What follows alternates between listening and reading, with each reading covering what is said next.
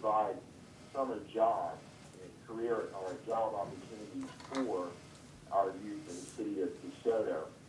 And this all came about because the youth that our library works with in the city came to us in the summer, last summer, I think it was, Lucile and Marq, and they asked a very pointed question and say, we see that the city has an interest in providing job fairs, career opportunities for our adults.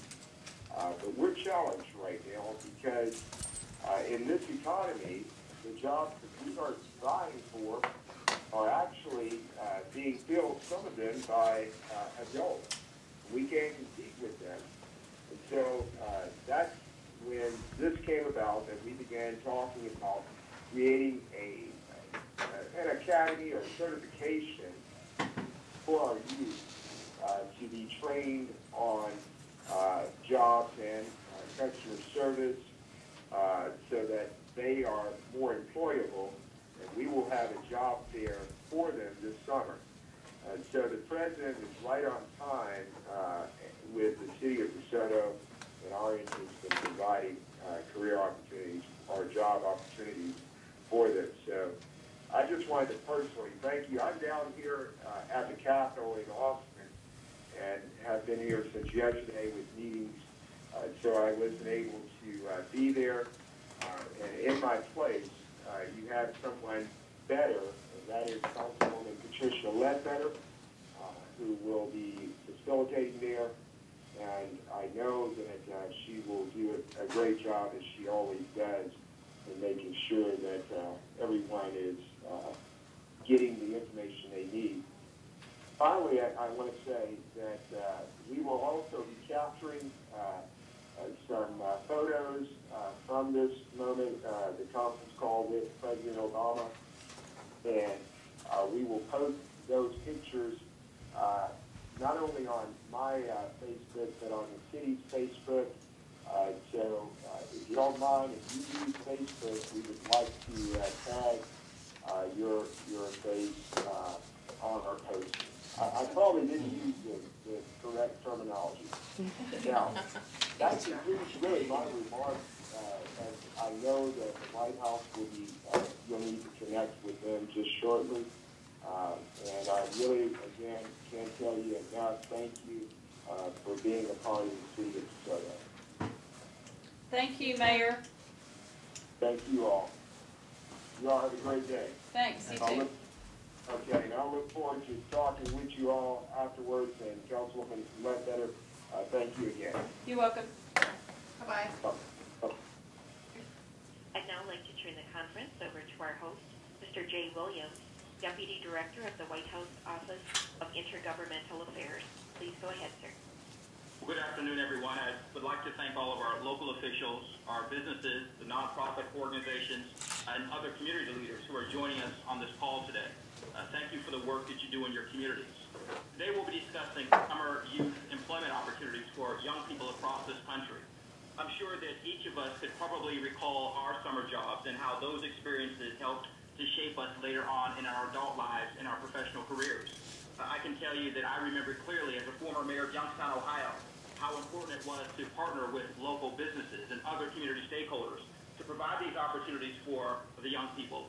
Not only does it provide them an opportunity to learn skills that will serve them well later on in life, it also helps to grow local economies and help keep our community safe. Because when young people have too much idle time, we've seen that can be a recipe for unproductive and even violent behavior. So thank you for all of your work in creating pathways to employment for young people. Thank you for your leadership on this opportunity. I want to challenge you, for those of you who are active on social media, and I know most of you are active in traditional media, please tweet about this. If you're active on Facebook, we'll ask that after the call that you go out and let your local media know that you are partnering with your local community businesses and other stakeholders to create pathways to employment for young people this summer, importantly, but even during the school year, on weekends or after school. So thank you very much, and we look forward to engaging you very shortly with the discussion with the President.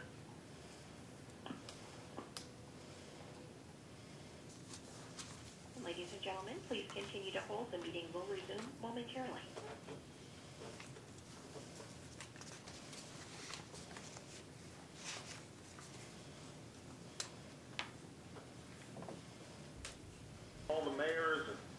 officials and business and community leaders who are joining us here today on what is an extremely important topic.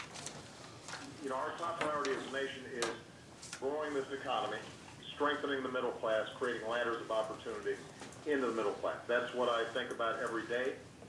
We want to make America a magnet for good jobs. We want to make sure that we give workers the skills they have to get those jobs, and then we want to make sure that hard work pays off.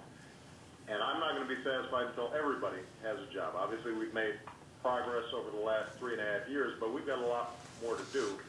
And there are particular cohorts that continue to struggle, and nobody is struggling more than our young people when it comes to employment.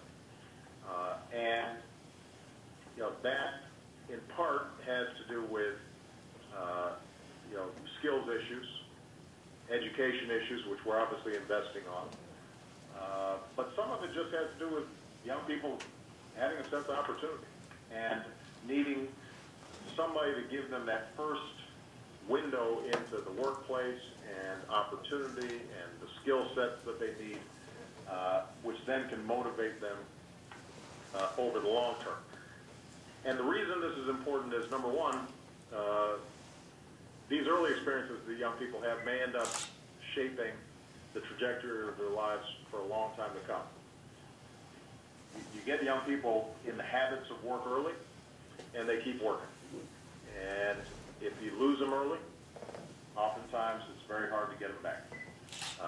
It's also important because, frankly, this connects with some of the issues of safety and violence that we talk about. When young people don't have structure, they don't have outlets for opportunity, they don't have a sense of hope, then they're much more vulnerable to negative behaviors that have an impact on our communities and our cities generally. So that's why we want to make sure that we're working with all of you to see if we can get more cities and more counties to partner with businesses to encourage employment opportunities for youth around the country. Last year, we worked with a pioneering group of companies and cities to launch what we call Summer Jobs Plus, which helped hundreds of thousands of young people get jobs and valuable mentorships. And I know we've got a lot of leaders who participated last year on the call today, so I just want to thank all of you for the incredible work that you did. I want to thank Michael Nutter, Mayor of Philadelphia, and the U.S. Conference of Mayors, as well as the National League of Cities, for making this such a high priority. So this year, what we're hoping to do is to expand this program, build off the success that we had last year. And my administration is here to help. We're prepared to share information on the employers who signed up last year. We're prepared to send cabinet secretaries to your communities to enlist broad support so we can expand opportunities to more young people. I'm happy to use my bully pulpit where necessary to amplify this, but what we found is that where this works best is where you've got strong local commitments and strong local partnerships. And the great thing about mayors and you know, county executives is you know, people know you, and you're on the streets, and you're interacting with the local major employers. And so you're in a position, I think, to tailor these programs to the needs of your cities or counties much more effectively than we're able to do at the federal level. And so we want to be in a support mode. You know, yesterday, for example, Michelle was in Chicago with Rahm Emanuel talking about what we could be doing in my hometown. And then, you know, I don't always plug political speeches, but this is my wife. She gave a really powerful speech, partly because she was able to speak from the heart, and she was able to say, you know, that some of the violence that had happened in these neighborhoods in Chicago, but these are the neighborhoods she grew up. These are the schools she went to. And the only thing that separates her from these kids who, in some cases, tragically had their lives cut short is she had some opportunities. She had some structure. There were places she could go that gave her a pathway towards long-term success. And that's why I've been pushing Congress to protect more of our young people from gun violence. This morning I was pleased to see that at least one obstacle has been overcome. We won't see a filibuster to get to a gun violence bill, and a couple of brave senators, Manchin and Toomey, came together around a sensible background checks bill. So I think we've got a chance to get that done. But as all of you know, we can have more police on the streets. We can be investing more in our schools. We can be doing all of that. We can be trying to reduce the number of guns that fall into the hands of criminals. But if the pool of young people who are vulnerable to negative behavior because they don't have hope continues to expand, we're going to continue to have problems, and it has a corrosive effect on economic development. It has a corrosive effect on perceptions of your cities and your counties. It has a corrosive effect in terms of whether businesses are willing to invest there and they can attract employees there.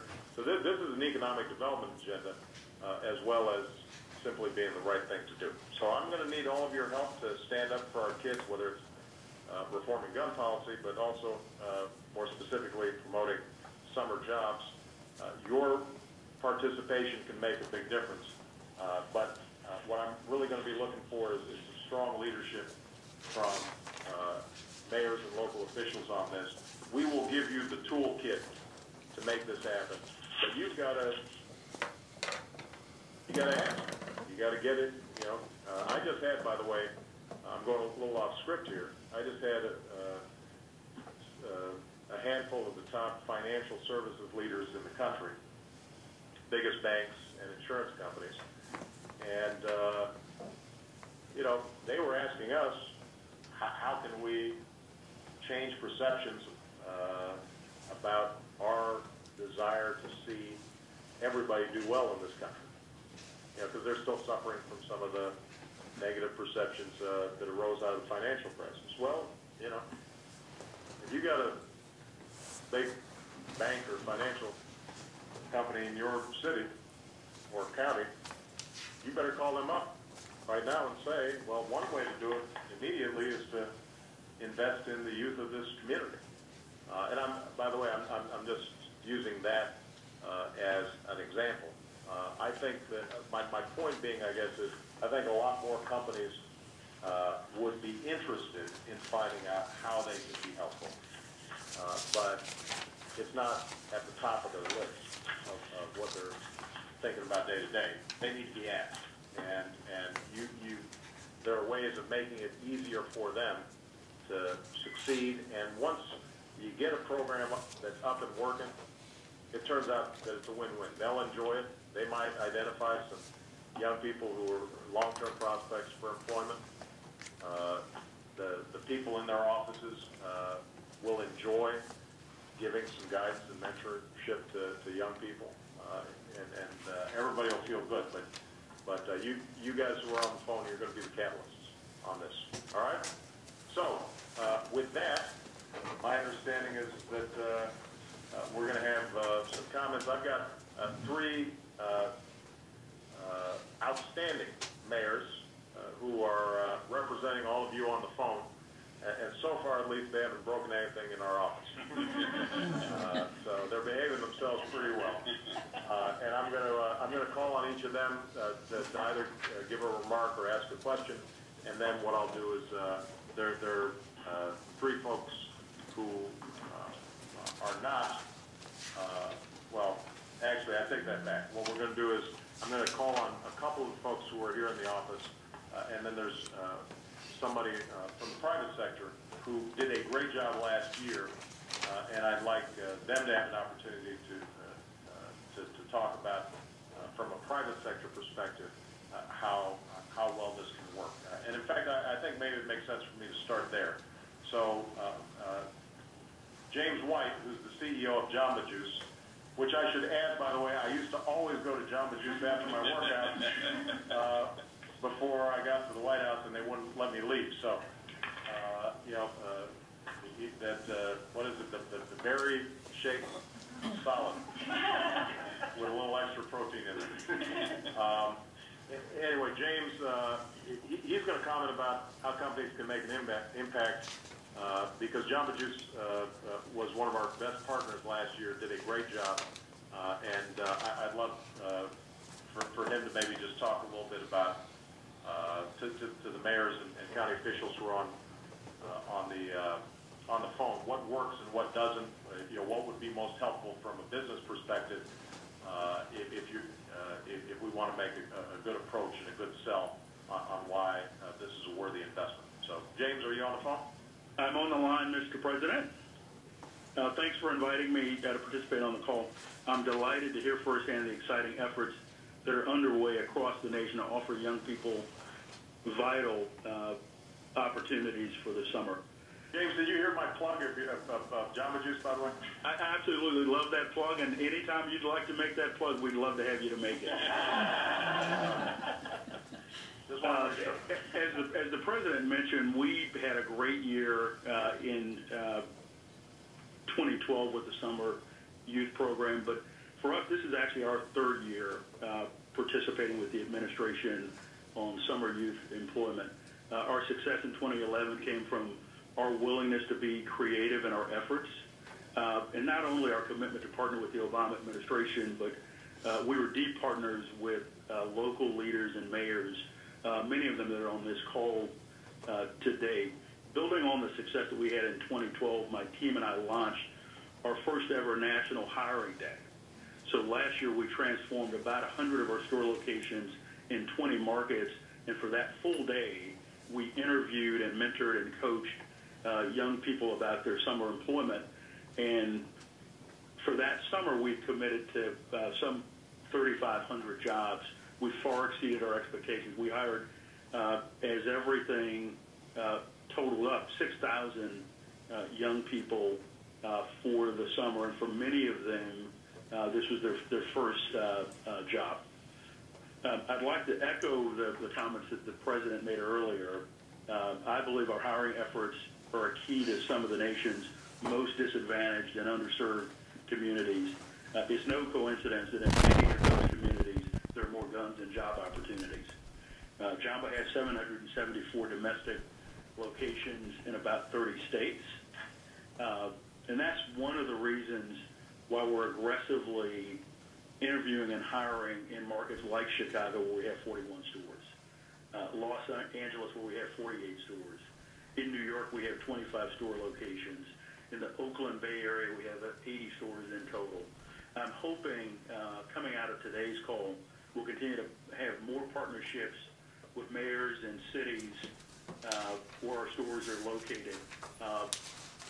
One plug I'd make, and one of the reasons that we ended up coming to this summer youth challenge was because of former DOL Secretary Hilda Solis, who was just a fantastic partner. She introduced us to the wonderful culinary program at the Job Corps, and we've hired many of those young people now permanently into both our stores and our headquarters staff. So I'm convinced more now than ever, in order for our economy to continue to grow and for our communities to be safe, the private sector must work in concert with local leaders like each of you. Mr. President, I'd like to say thank you, and we'd love to have you to continue to support Jamba. We've got stores in D.C. now, so because you're there, we thought we should move to that marketplace. Well, I think that was a wise decision, and now that I know, I'm going to be sending somebody on my detail out to get me a berry protein. Great, thank you. All right, thank you, James.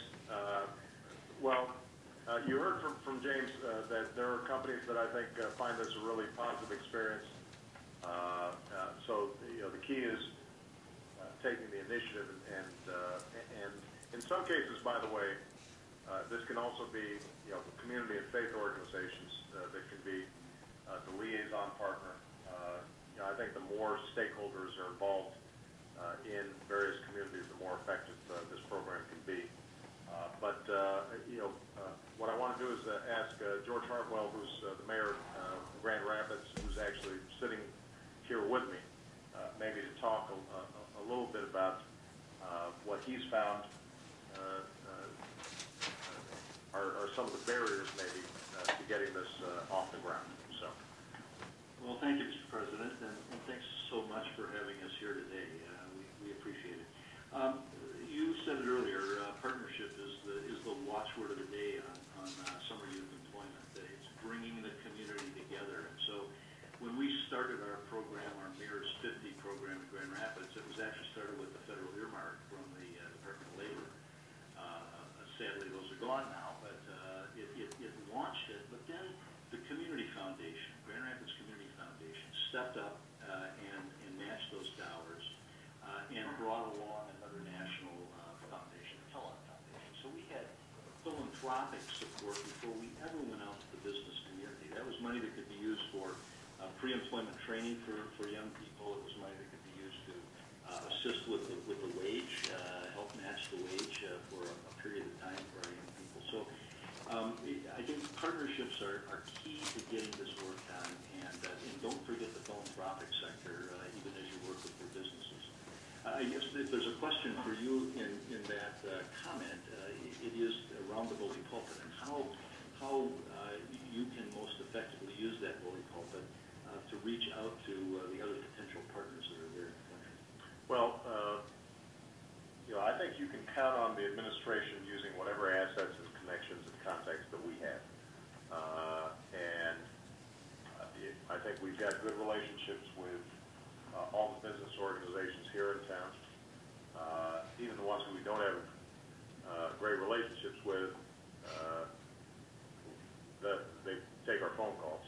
And so we are prepared to work with the mayors. But again, I think the best initial messenger or contact are the mayors or local county officials themselves with the businesses that are located currently in your communities, because you guys obviously interact with those major employers or even some of the smaller employers every single day. But what we can do is we can give examples and best practices about how these things can be structured. Frankly, I wish I could say that we could put even more funding into the seed money that kicks this off, but in sequester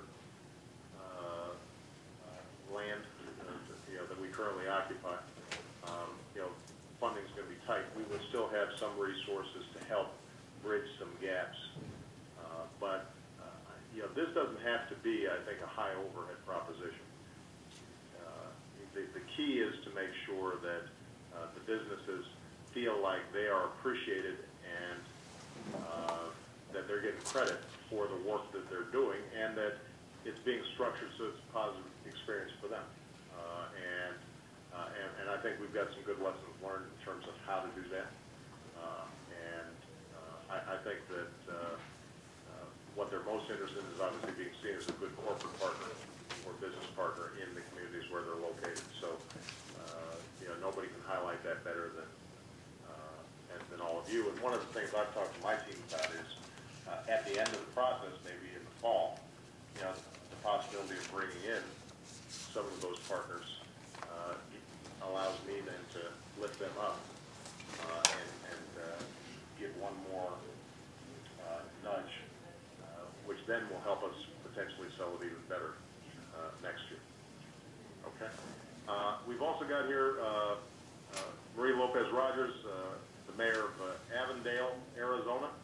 And Marie, you want to talk about the connection of some of these programs to the challenges we face in terms of youth violence?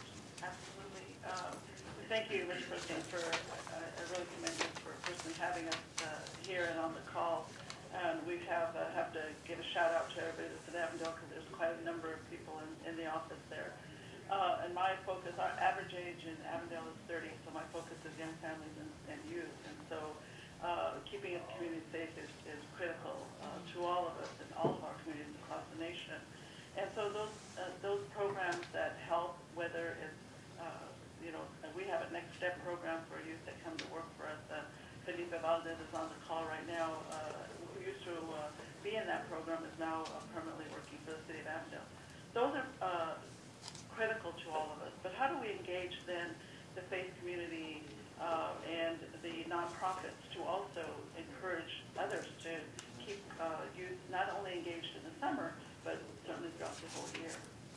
Well, look, obviously the summer is a particularly vulnerable time for young people because they're out of school. But, you know, my hope is that as we start seeing these connections made between the public sector, private sector, philanthropic communities, non-for-profits during the summer, that those then do carry over year-round.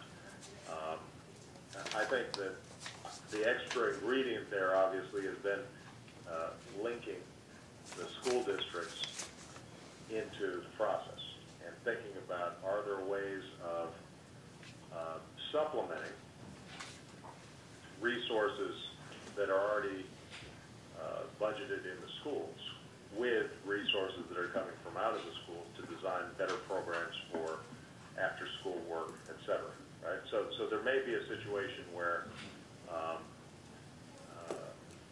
the school is already able to keep their building open,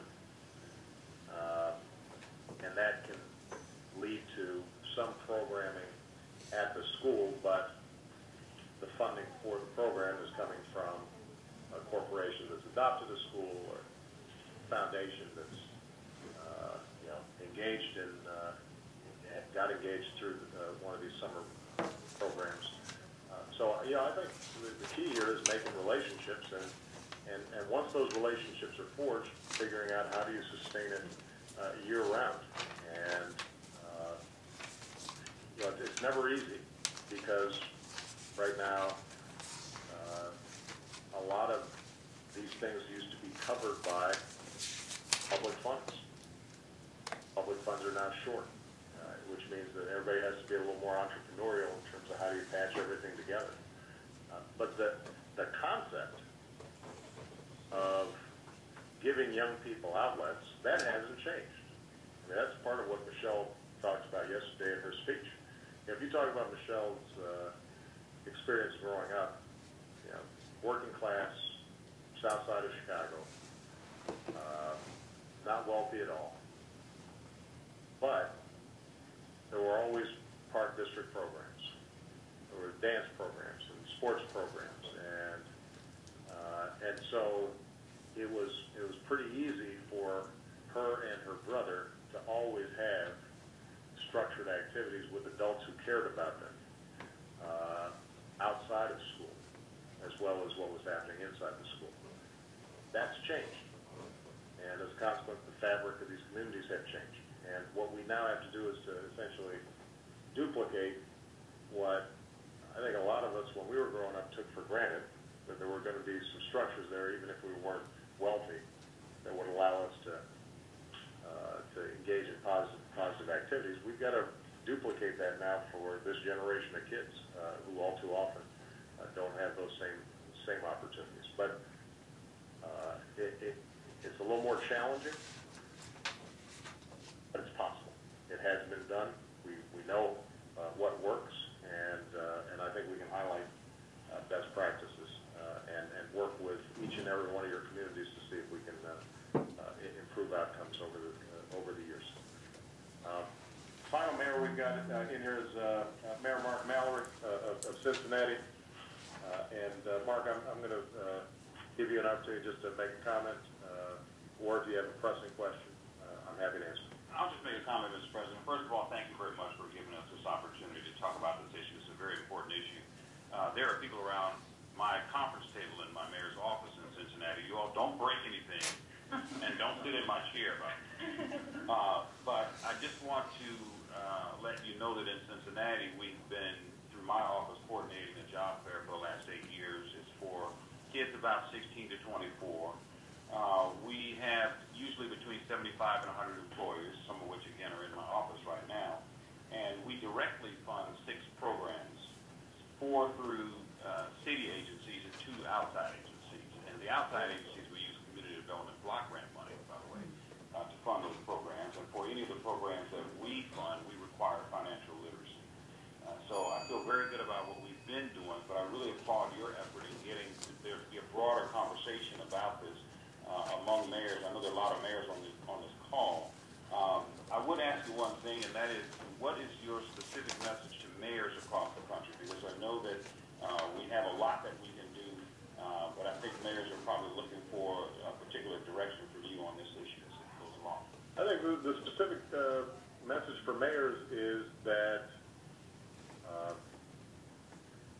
there will be a big payoff for you investing some time on this issue.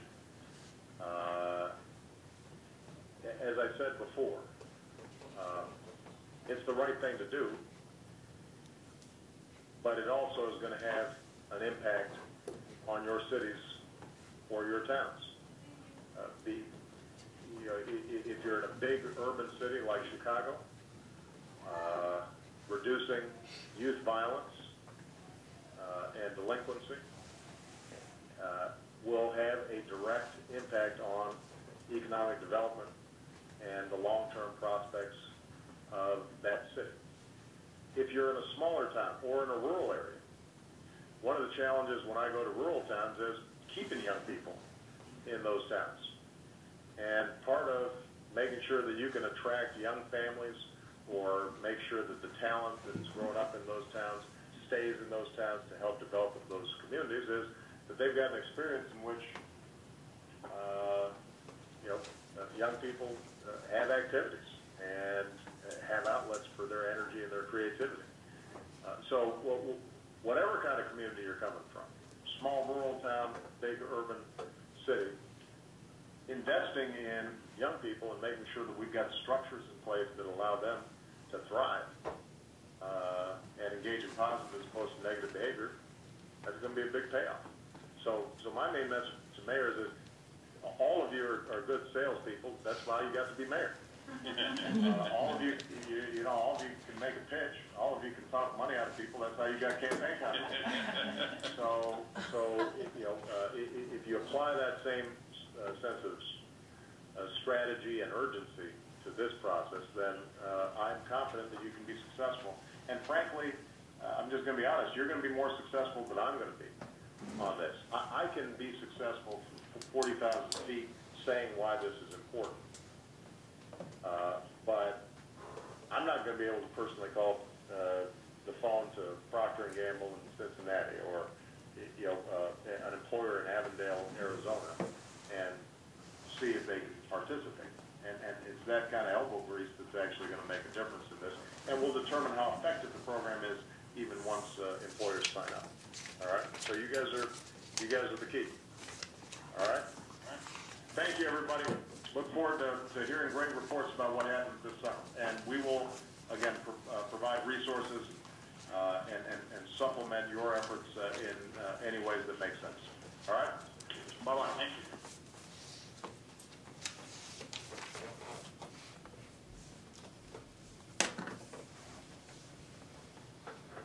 So that was impressive to me. Of course, I'm always disappointed that there's never any money that's contributed, and of course, things are just dried up. Community block grants that they talked about, we've had those in the past.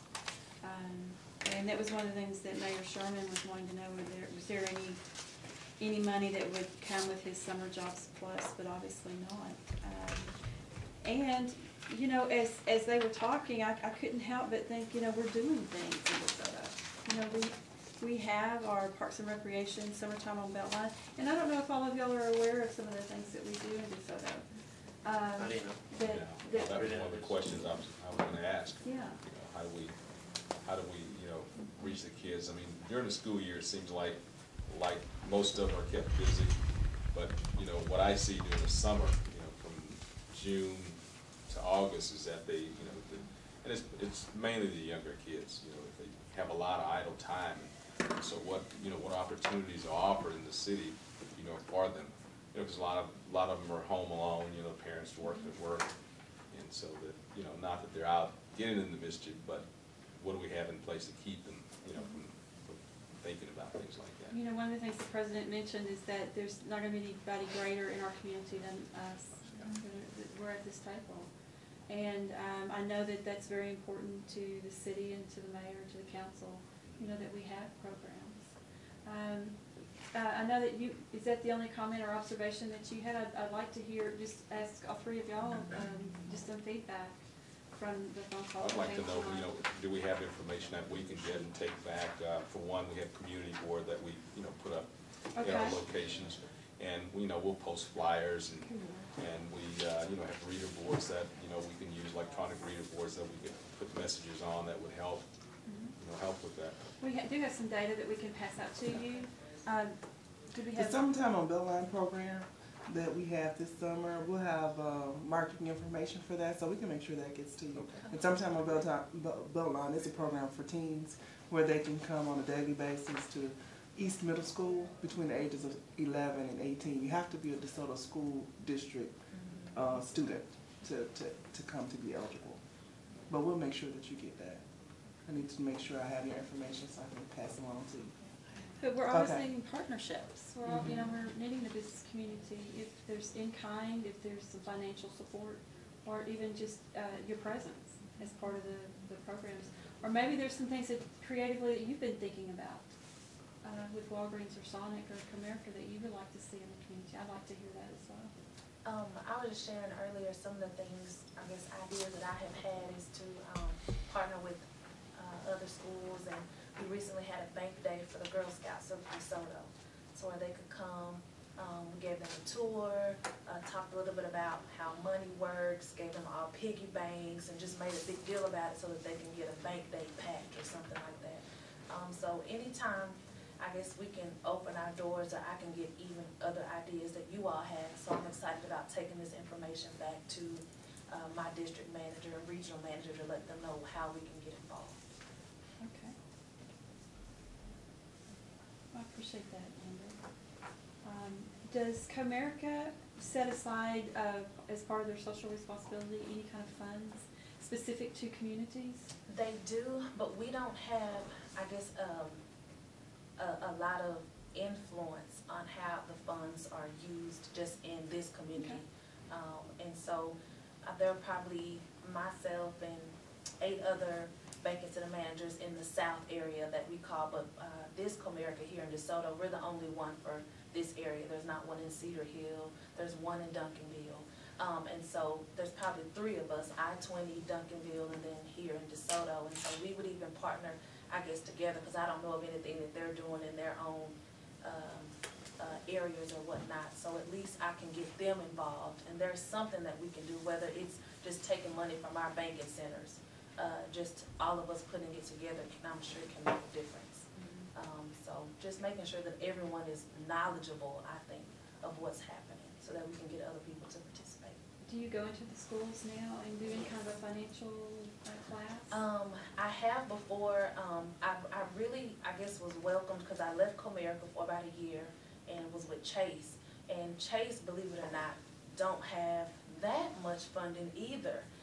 So a lot of the ideas that we have to just come from, I guess, management at these particular banking centers to make sure that we can provide something like that. But there I was more able to go into the high school, and for all the seniors, they would come open accounts, teach them, you know, about credit, so they're not going to college applying for 50 credit cards, and, you know, just different things like that. So I'm always available for things like that to offer here in this area. Of course, I also think ideas are worth goals as well, and there's nothing like your volunteer time.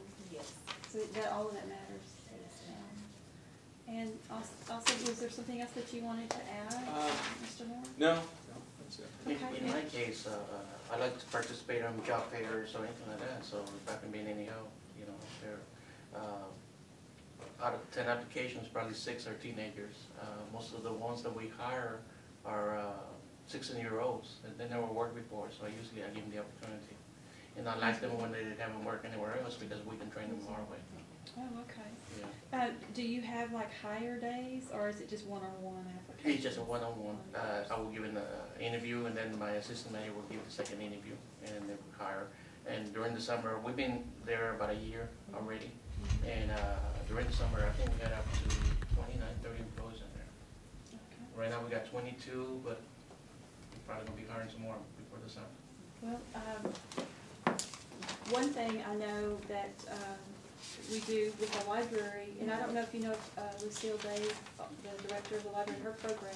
Yes, well, yes, I attended last year. I think it was the first year they did it, and I was one of the ones that attended. Oh, good. So if somehow I can get information once the next job fair or anything like that, I'll be attending that. And Lucile, did you want to talk a little bit about your program? Yes, definitely. I'd like to say, and each of you will be receiving a letter from the mayor, because we're partnered with the mayor and we're doing a program for about 100 teens. Of the 100 teens, the 16-year-olds and older will have the opportunity to go through a certification process, and they pass an assessment. Then these young people will be job ready. They'll be able to come to your organization. They will know how to answer the phone. They will know how to do good customer service. They should, if you interview them, they should be very professional. They should be dressed appropriately, and they should, have their resume and everything in place. So all of these things will take place in the Teen Summit that we're sponsoring this summer. And we'd like for you to consider hiring those individuals, because we've worked with them, and you'll be getting good quality students for those of you that may have job openings.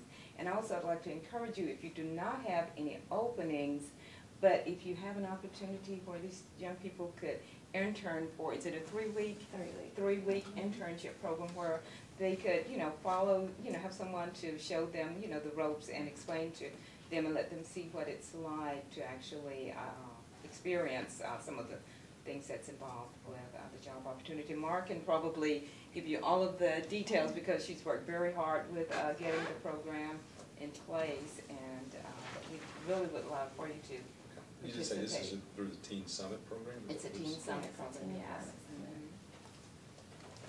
And you were asking about summer programs. We're going to have an initiative this summer. It's called Making My Summer Count. And we're going to have lots of programs for teenagers just focused around career building, volunteering in the community, and scholarship programs, college readiness. So we want the teens to make their summer count, not just to be off for the summer. Sure. But we'll have all that information No, we'd like to. for you. I think we could definitely play a part there. I've done that in the past, where we've taken a group of young professionals just to speak to them. I think the positive role model effect has a lot to do with with the kids initiative and drive and stuff like that. So we've done that before. We'd be happy to do that. Great. I would love to help even with, interviewing, because I did start banking in high school, and I first worked at Kroger, just as a clerk, and that's where I got a little bit of cash handling experience from. But I can remember someone pulling me to the side, because my mom has been a banking center manager for Bank of America when I was a little girl. And so some of the people who had mentored her would pull me to the side and say, this is what you have to know to get into this particular, arena of work. And so I think those kind of nuggets from everybody, would be good. Just to know what do I have to know just to get in an entry-level position, and then just target that. If their interest is banking, then this is specifically what you need to do to go that direction. So I love to do that. We also have a teen volunteer program during the summer. At the library, they can come and work with the Summer Reading Club program. They do community service in the community. They tutoring for small children. So we have lots of opportunities as well for the library. Also would like to invite you, we're going to kick off our Teen Empowerment Summit with a Teen Talk Forum. And this is actually where the mayor's teen career fair actually came from. We allow the teens to go into the council chambers, and they sit in the seats, and they actually talk about teen issues in the city. And it would be wonderful for people in the community to come and just listen to them. And that's going to be June the 7th. And we'll send you the information. We'll kick it off with that, and then the Empowerment Summit will be that next week. And then the Teen Career Fair, the Mayor's Career Fair will be June the 14th from 10 till 2 at the Civic Center.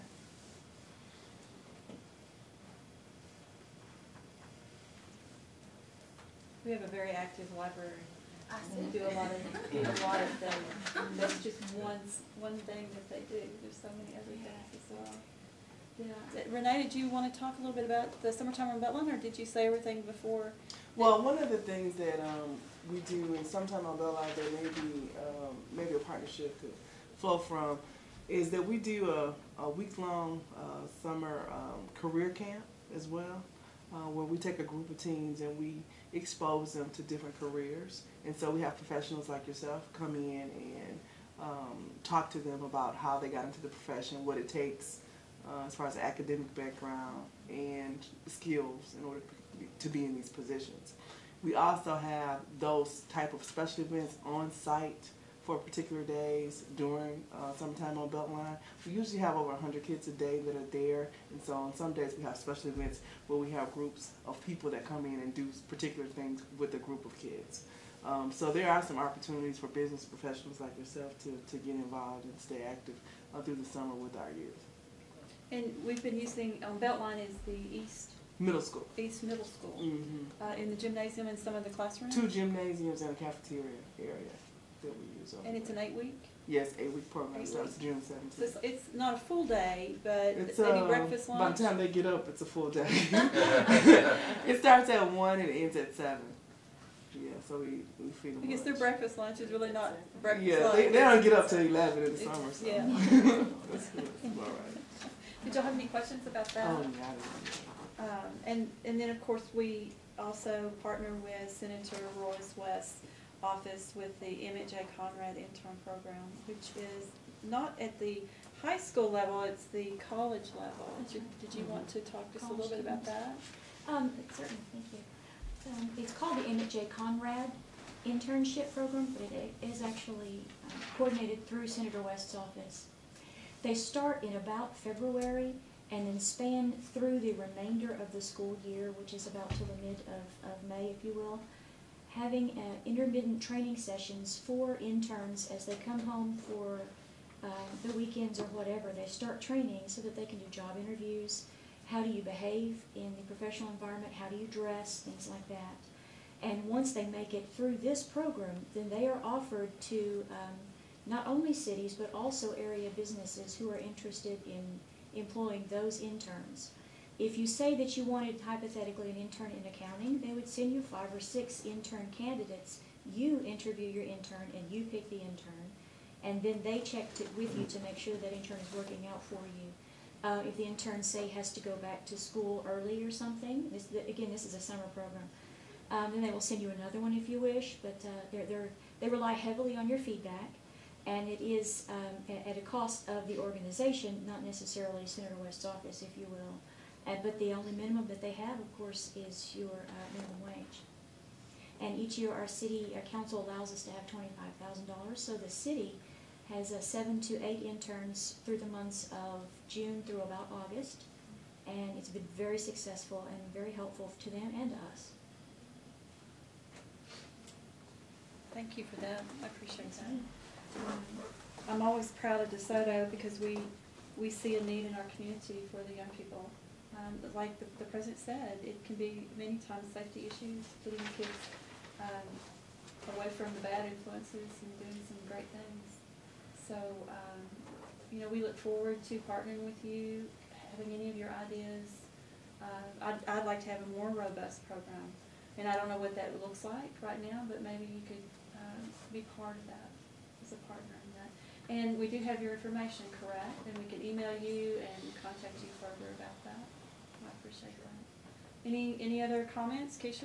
I didn't allow you to speak. Did you have any observations? Or you've done this before, so.